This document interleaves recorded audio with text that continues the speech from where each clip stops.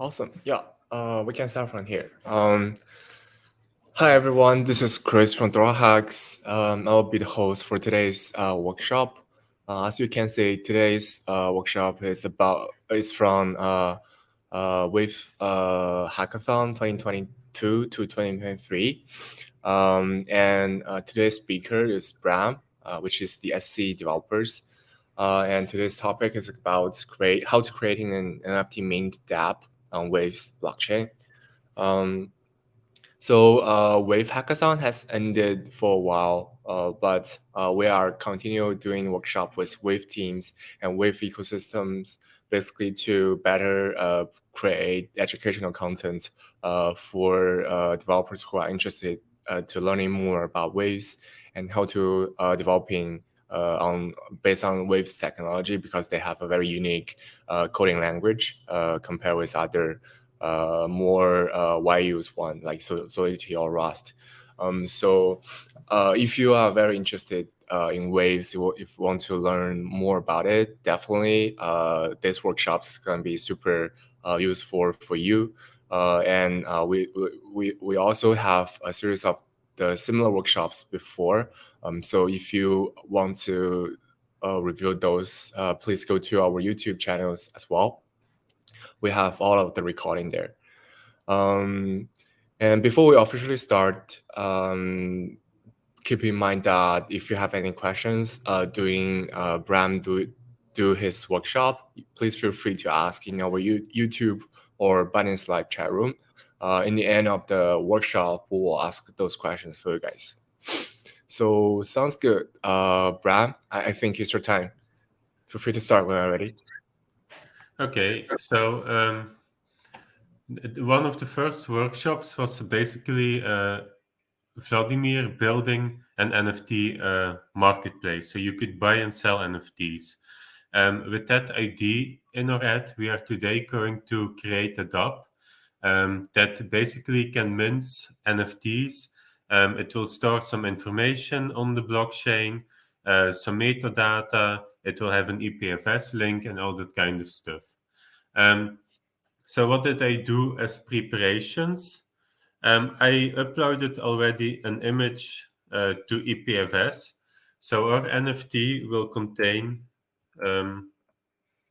following image. So as you can see, it will be an image for me just for demo purposes. And what will be important for us is the hash that we will be using to create the NFT.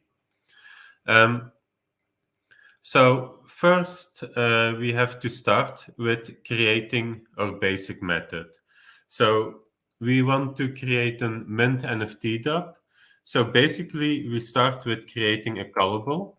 Callables are methods that can be called and can be basically invoked. So they aren't internal. So they can be invoked by users or by external dapps. So we start with a callable. We call it something like mint NFT or something like that. And we create our basic method. So we always need to return something. The square brackets is basically what we are going to return from this callable function. So now we need to think what is important for NFT. There are different aspects that we probably want to store with the NFT, and one of them is, of course, the hash that we're going to store. So we create a parameter in our function called IPFS image hash, and it will be of the type string. So now we will be able to call this callable with one parameter, the hash. So now we need to think, what will we do with the hash? We, of course, want to store it on the blockchain together with the NFT that we are going to mint. We can mint an NFT by the smart contract to create basically an asset asset issue. So we are going to define a variable, let variable, and we are going to say we want to issue. Then we will see that our method has a need of different parameters, a name, a description, quantity, decimals, and is reachable. Since we are going to create an NFT, we don't want decimals, we don't want it to be reissuable, and we only want one item from this NFT. Otherwise, it won't be an NFT anymore. So we are just going to pick a name. So for the hack purpose, we are just going to call it Dora NFT, something like that. For now, the description, we can do something hard-coded first NFT. We will later adopt it, but we will do everything in phases. For the quantity, we of course say we want only one. Decimals we don't want, and we also don't want it reachable. You can now see that it basically is happy the code could be compiling.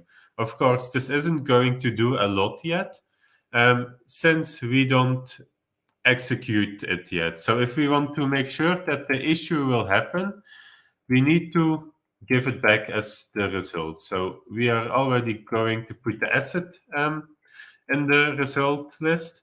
So now the asset will be minted. Of course, we want to connect some data with the NFT. Now, how do we connect data with the NFT?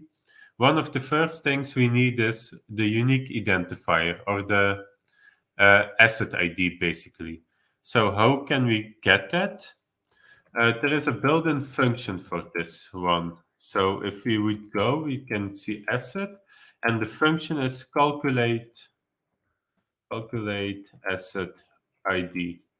This will give us back, if we look on it, it will give us back a byte vector. But to store data in the data transactions, basically, it's sometimes, if we want to store it as a key, it needs to be a string. And it's also more readable if it is a string. So we are just going to convert this to string. Okay, so now we have calculated to base 58 string. Why is it to base 58 string? Because basically it's a byte vector with base 58. So we want to convert it. So now we have the asset ID. Since we now have the asset ID, we could store some data connected with the asset ID. So we mint the asset, and let's say we now want to store our IPFS image with the asset ID. So we say we want a string entry. So we are going to store a key with a value, and the value will be type of string. So what will we be storing? For example, we can store asset ID. We need to make sure the key is always unique, of course, otherwise we would be overwriting it. And then underscore IPFS or something like that. So like you would see, if we would do, for example, like this, then every NFT would be overwriting the key. So the way to make it dynamic is by putting asset ID before it. Once we have done that, we need to determine what will be our value. In our case, we can store IPFS image hash as the value. So now what we will do is we will create an NFT, and we will connect an image hash connected with the ID. Then you can later query that in the blockchain and stuff like that. We can also check that out. And you could basically compose this again. So what is another thing we need to do? Like you see, currently we are going to create the NFT. We are going to connect data with it. But the NFT will basically be stuck on the smart contract, because the NFT is minted, but it isn't transferred. So to transfer it, we then need a script transfer transaction. This script transfer transaction will need again some parameters. So if we go look what we need a recipient, we need an amount, and we need an asset. So first, to determine the recipient, we can create a new variable. We say recipient. So where is the recipient located? In our case, probably the invoker will be the issuer, so he should get the NFT. So how can we get the invoker? I.color. So I from invocation, you see here in the callable, you get it passed through. So we take the color and we say that's it for the color. We don't need the string value. So now we can put that here, recipient. I guess it's with 1. Okay. So if we then look, the second value needs to be the amount. Of course, since we only have one NFT, because each NFT is unique, the amount will always be 1 in this case. And as last parameter, we do need the asset, but we need it as a byte vector or a unit. So what can we do? We can move this conversion to string to this location, and we can just use the asset ID. Since if we look, the calculate asset ID will always return a byte vector. So now we have a very, very basic setup that basically is a callable with mint NFT. We then get the color, so that will be the recipient. We have like a fixed NFT name and a fixed description. We say, let's calculate the asset ID. We then put everything in our result list. So we first have the asset, then we have the string entry where we connect the IPFS hash, and then we have the script transfer. And we could already be deploying this to see if our code is working. So I created a special seed account on the already with some raise funds on it. So we sign it, we publish it, and then we can go look in the Explorer. So if we now go look in the Explorer, we see that our transaction was successful and that we have one small callable. So if we now take our dapp and we go to wavesdapp.com, we can basically look up our dapp. So now you see we have this method, we have one parameter.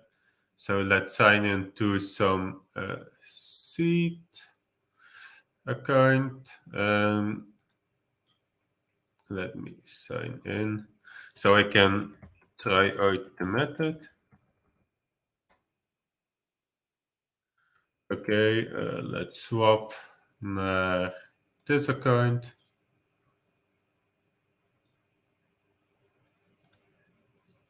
Okay, so now I'm logged in that account. And now I can say sign in with Keeper. And now basically to connect our hash with that NFT, we say copy our unique hash, our unique IPFS hash, and we can put it in here as a first parameter, and we can select invoke. You will see that there is a pop-up to sign the transaction. We can approve it. Okay, so let's see, transaction sent. Now it's confirmed.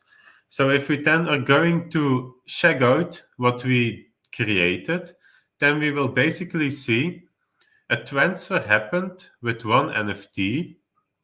So you see the sender is the smart contract, the recipient is my invoking contract. We see we issued the NFT, obviously, with our fixed name. And we see we have a string entry with some data connected. So if we go look at the string entry, it's a bit more easy in the JSON. Then you see that we have basically our asset ID underscore IPFS connected with our hash. We can verify this, we can take the hash, we can go to here, and you will see it will load the same image. So basically, any UI will be able, or any piece of code basically will be able to query this data from the blockchain and be able to represent it. Now, obviously, you don't want to call all your NFTs the same. That would be quite annoying to recognize them. So let's add something easy as the amount of minted NFTs.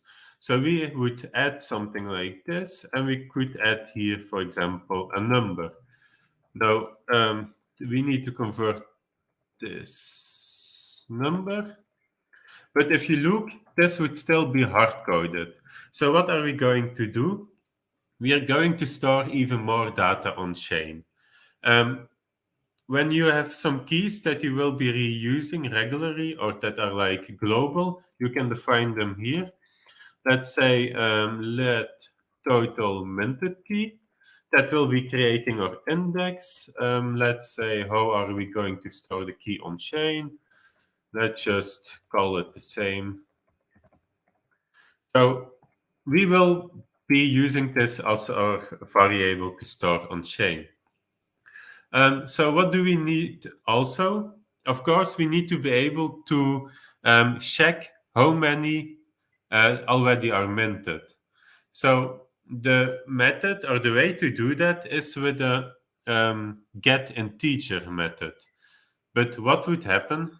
Let me first do the let amount minted is gelijk aan get integer. So basically you have these get calls, get integer, get string, and they will be able to pull up the data from any address that has data. In this case, we will take it from this, and we will have as key total minted key. That's very nice, but there is one big problem. The first time we will be calling this method, it basically won't be existing. And because it doesn't exist, it will return unit. But if we would want to count it up, like +1, that would already give an issue. So if we aren't sure about it, if it does exist, we can basically create a helper method that will convert non-existing to a 0. So unit will be converted to 0. So the method I usually create, I create two methods. One method is like try get integer external. That will allow us to pass an address. So we also say we want an address type and a key, comma, key. Then basically now we need to have the match code in it. So match, what does it do?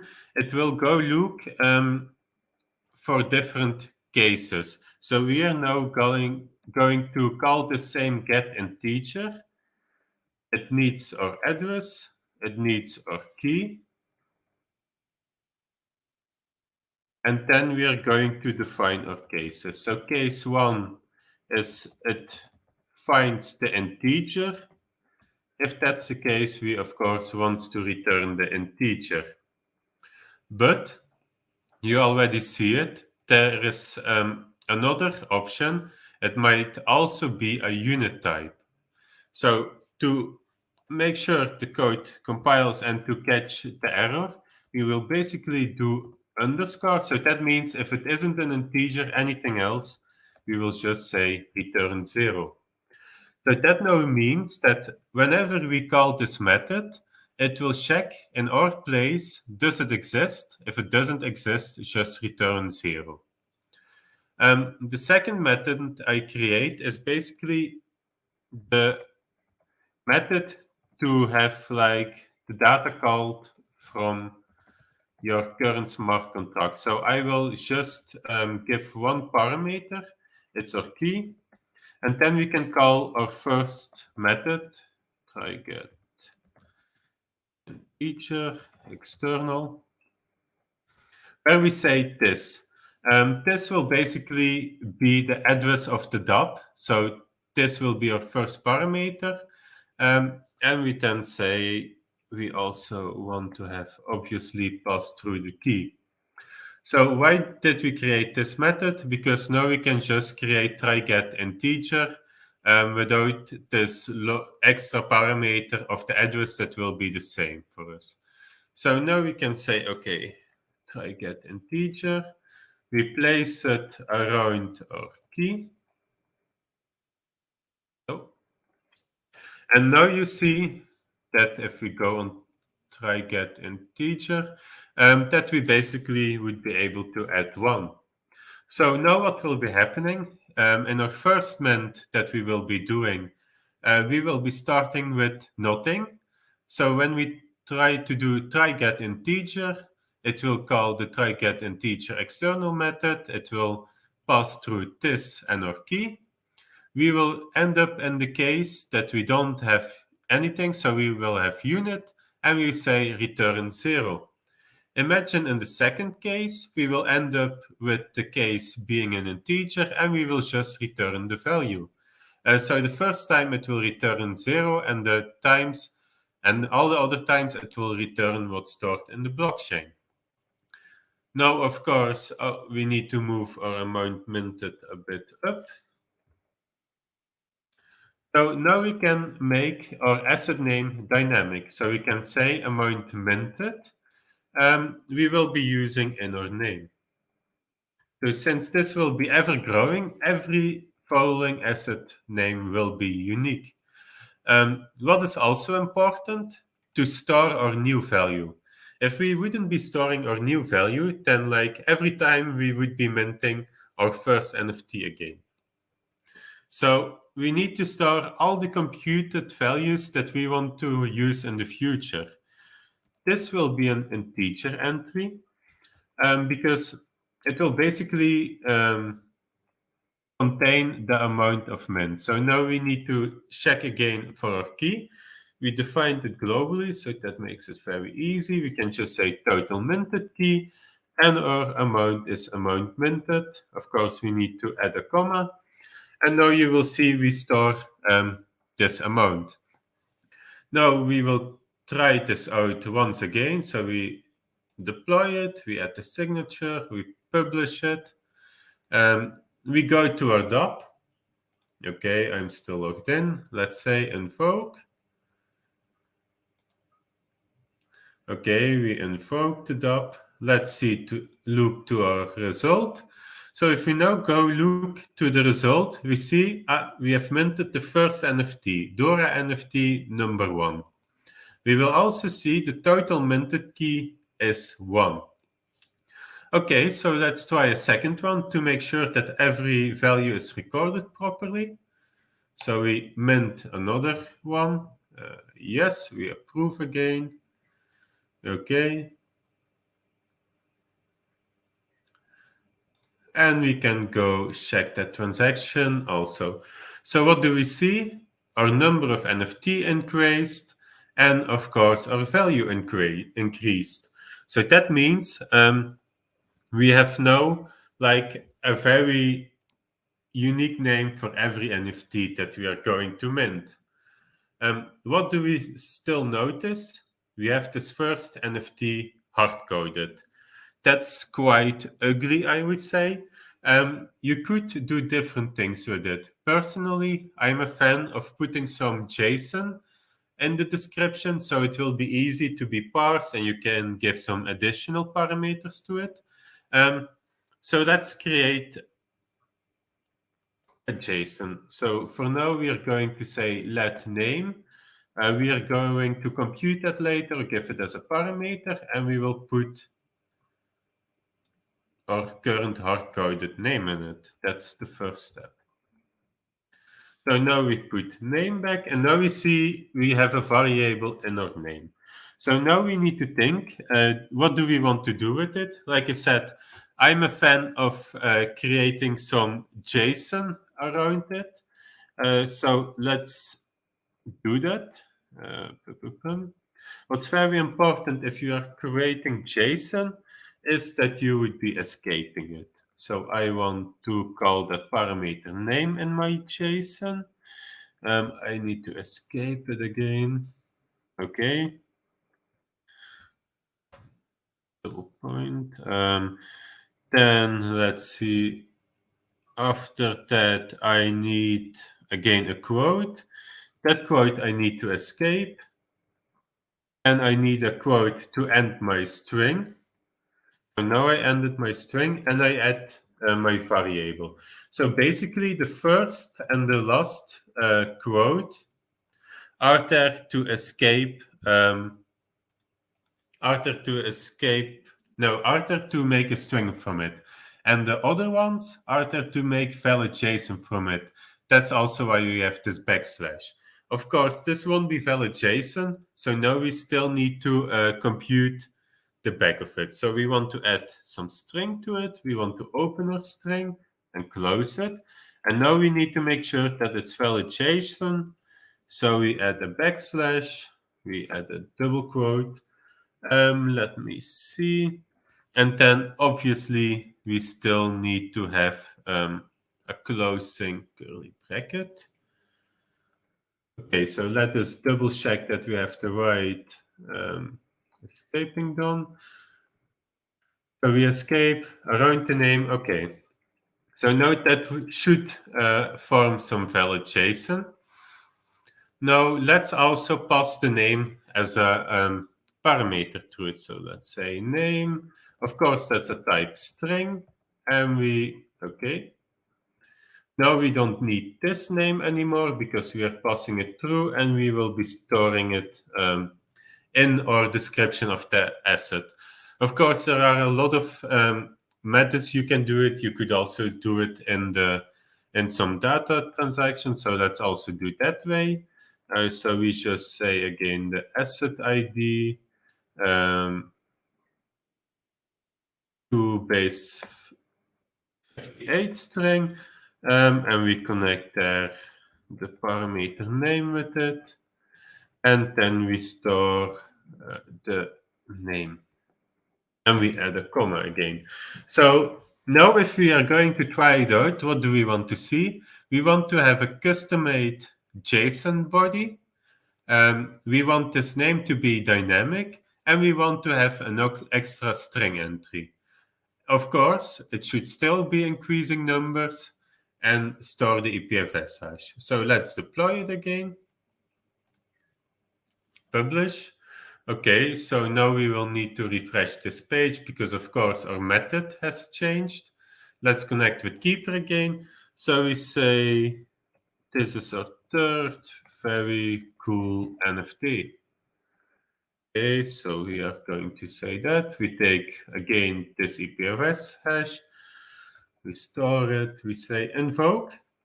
We sign the transaction. Approve. Okay, we can close this again, and we go look on the blockchain. So what will we see now? A third. So the numbering still working. We see we have now a custom name stored. And if we would go look to the NFT, you see that we have added a description with name, double point, and then our name that we defined. And that way you could add some small metadata to the NFT that is very easy to see. Okay. So let me see. What I also like to do is we could, for example, extend this JSON basically. So we can copy paste all the parts between it. So we add a comma, we say okay, we paste it, and we say here, let's store the hash also in the body, and let's paste the hash. Okay, so let's deploy one more time to quickly check. It never hurts to check what you're doing, because sometimes a small change can make it from working to broken. So let's try it out. We approve again. Let's look to the transaction. Okay, we see our 4 NFTs. It's still increasing. We updated the body, and what do we see? We have now the name and the hash stored in the description of the NFT. Okay, so this is basically the basics how you can create or how you can mint NFTs on the blockchain. Let's do one last thing. We obviously want to have some kind of payment attached to it because we want to earn something from our minting service. So we will now start with checking the payment. So first, we will be getting the payment. So we say PMT, so payment. We will say if the invocation dot payments dot size. So we will see if the size of the payments is exactly 1, because if we would have too many payments, then the user sended wrong invocation, or if we have no payment, then of course we don't want to process it. If that's the case, then we take I.payments and we take the first one, so at index 0. Why can we do this? Because we know there is exactly 1 payment available. If that's not the case, then we want to throw an error and we say, please double check your payments. Okay, so now we have the payment. Of course, we still need to be validating it. So how can we check if the payment is waves or not? Basically, if it is waves, the payment, its asset ID will be unit, so undefined. So we can check if is defined, and we say PMT asset ID. So we say we take the asset ID. If that's the case, then throw error, please attach only waves. And we again have the else statement. Let us see. What did I do wrong? Let me quickly check.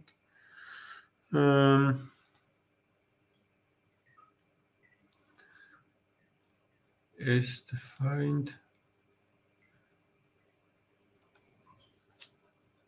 I see it. I made a type with 3s. Okay, so it should be 2s, obviously. So now please attach only waves. So we check already that there is a payment. We check we should only attach waves. Let's now also check that they attach at least 1 unit of waves, so like the smallest entity. So they can do, or let's make it 2, so we can clearly check that they can't add too little. So now we will go and we say if PMT.amount, so basically the amount in the payment is smaller than 2, and we will throw again an error and we say please attach at least 2 units of waves. Okay, if then else. So what's very important, because the blockchain doesn't know decimals, 2 actually means 0.1234567 2. So it means literally 2 of the smallest possible units and waves. If we would want 2 waves, we would basically need to add like 8 zeros. But for the demo purpose, we just put like 2, the smallest unit of waves. So now we can deploy and test this again. So let's do that a final time. Did we append? No, we didn't change anything. So if we now will invoke it, we should get an error. So it says, please double check your payments. That's correct, because we didn't add a payment. So now let's add 2 payments of the smallest unit. Okay, we will try again because now we obviously are going to pay for it. Oh, we added by accident 2 payments, so it fails again.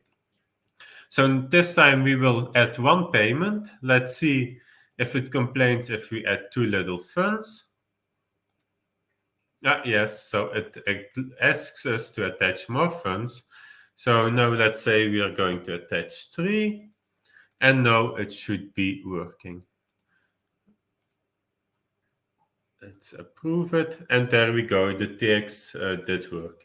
So if we now go look on the blockchain, you see there was a small amount of waves paid to the dapp, so our dapp is starting to earn some waves for it.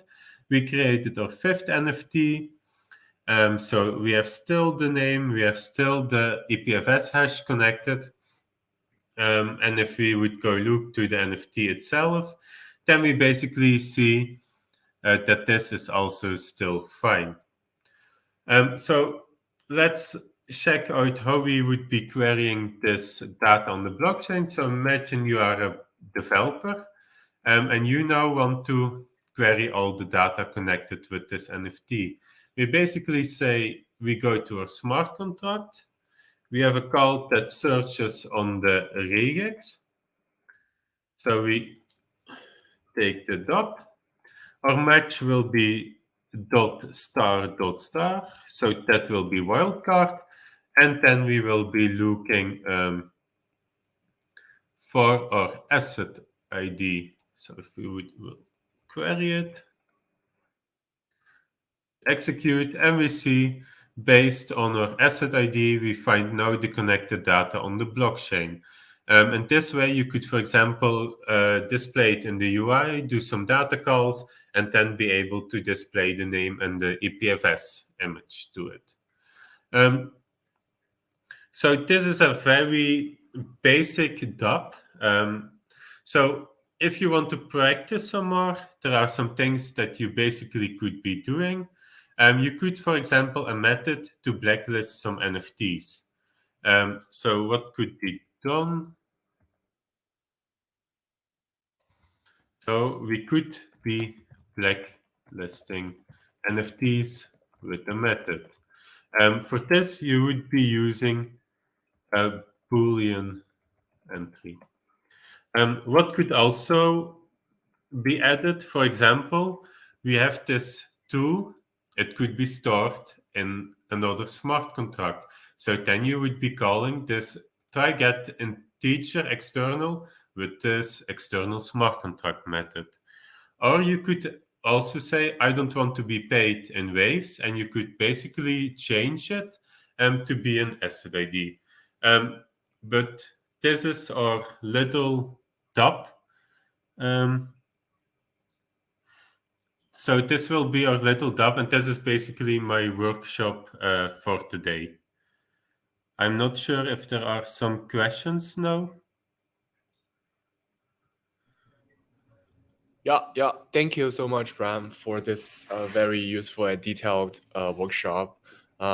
We do actually have questions. I guess it's not complicated.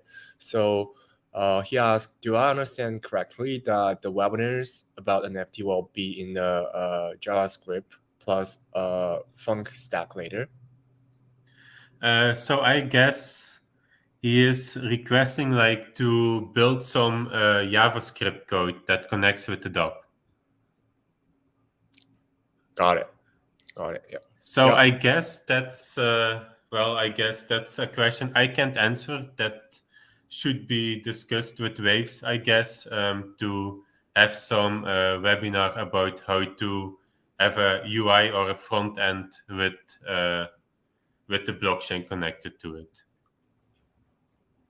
Got it. And another question is that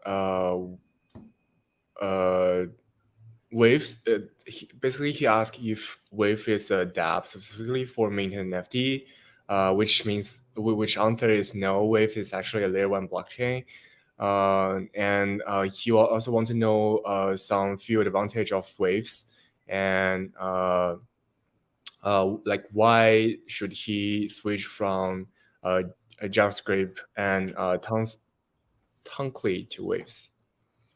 Well, basically, Waves is very easy to understand. The right language is like non-Turing complete, so you can't make a lot of bad errors with it. Of course, you need to check some stuff, but it's very easy to learn. We have also this Waves docs, docs.waves.tech, and basically you can find all the methods that you would need to start writing your own dapps. You can see here advanced write programming language. Another advantage of the Waves blockchain compared to, for example, Solidity is the fees on Waves are very cheap. And of course, you have a very active community that can help you support with the development and stuff like that. Yep. Awesome. Yeah, I guess that's all of the questions that we have today. Cool. Okay. Yeah.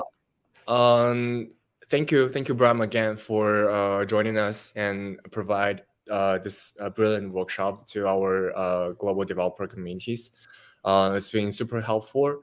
And in the future, I think I made a mistake at the beginning because the Wave Hackathon actually got extended to late of the March this year. So basically, we have like one extra month to for the Waves Hackathon. So if you are interested in building something on Waves blockchain, please feel free to join us through the DoraHacks platform. You can submit your project to participating and competing for the Waves Hackathon. And if you win in the end, we'll have chance to winning some very good prizes and some support resources connections from both DoraHacks and Waves Labs. So yeah, don't hesitate to join us.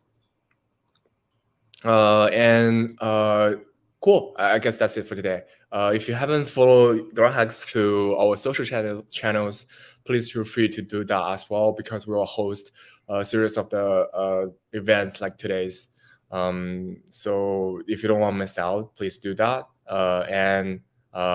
Yeah, appreciate everyone to join us today for all the participating and engagement. Thank you guys so much, and hope you guys have a great one. Yep. Thanks again, Brad. It was Cheers. a pleasure.